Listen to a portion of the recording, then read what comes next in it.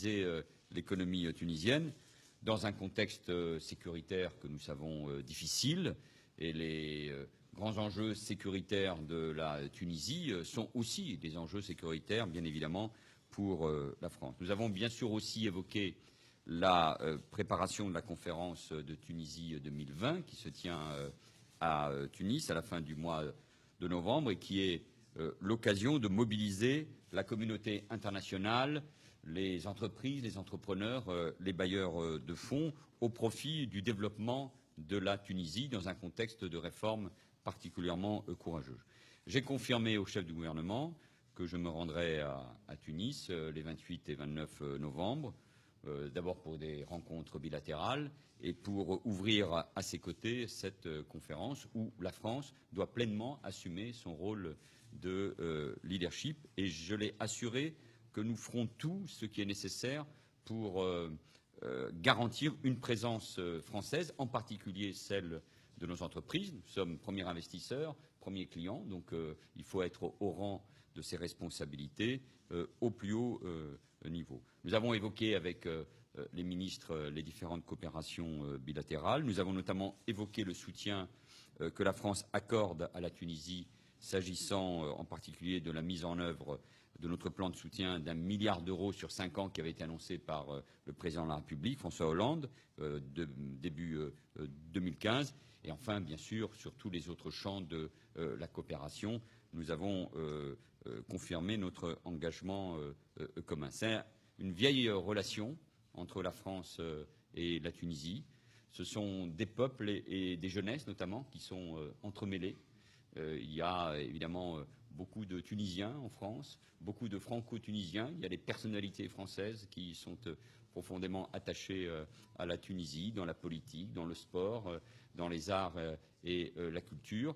Et donc c'est pour moi aussi l'occasion de dire à mes compatriotes, aux Français, allez en Tunisie, revenez en Tunisie en vacances, profitez de ce beau pays. Le tourisme est un élément fort de l'économie tunisienne. Nous partageons des valeurs communes que nous exprimons ensemble et c'est ça qui doit rendre forte notre relation.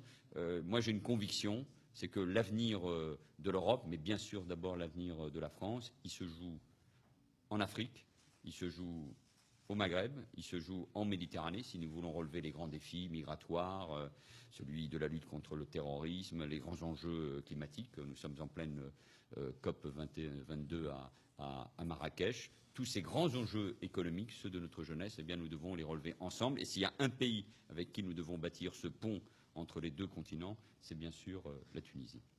Merci, Monsieur le Premier ministre. Je pense que tout a été dit. J'ai été honoré de rencontrer le Premier ministre français, M. Valls. Nous avons passé en revue les relations franco-tunisiennes excellentes par ailleurs. J'ai exprimé mes vifs remerciements à la France et au peuple français pour tous les efforts consentis en faveur de la Tunisie ces dernières années. J'ai également exprimé mon souhait de voir cette collaboration et cette coopération se développer davantage dans le futur, particulièrement dans cette phase cruciale de la jeune démocratie tunisienne. Nous avons en Tunisie réussi la transition démocratique, la transition politique, et nous sommes dans une phase cruciale de décollage économique.